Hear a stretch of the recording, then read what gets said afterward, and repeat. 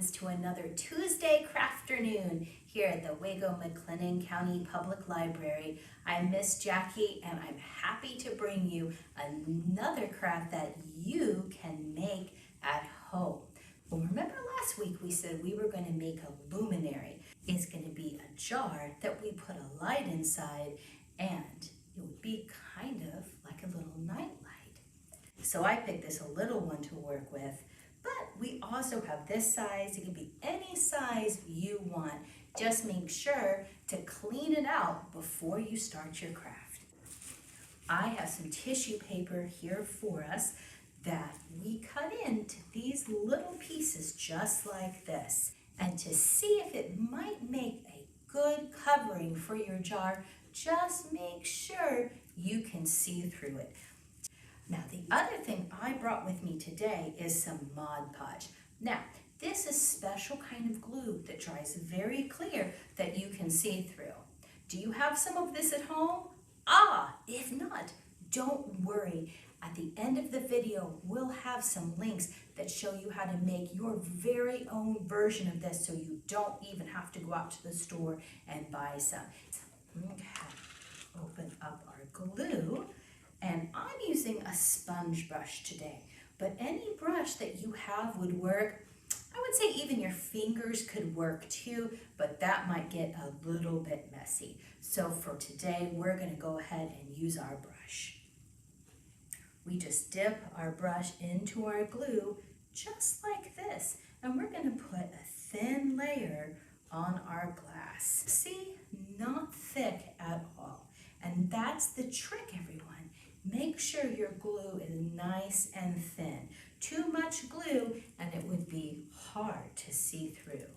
And then we just take some of our tissue paper like this, and we're just going to tap it on nice and slow.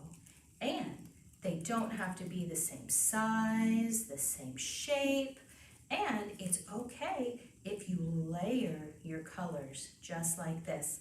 See how we're doing this? Now, we're going to continue with our next coat right alongside. And if we get some glue on the tissue that we've already stuck on, that's fine too. And we can pick up all the different colors. I know that Halloween is coming up. Is anyone excited to maybe get candy for Halloween? What are one of our favorite things that we often see at Halloween? Is it a jack-o'-lantern? Is anybody maybe going out, picking out a pumpkin themselves and carving it into a jack-o'-lantern?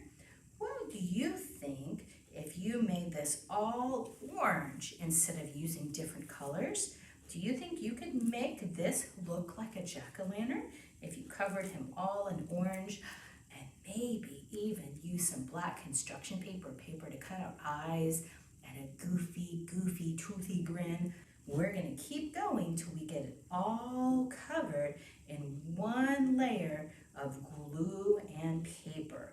And as we smooth our layers down, it's okay to put another layer of glue, very lightly of course, over our second layer of color paper that we've added. One layer would probably be fine.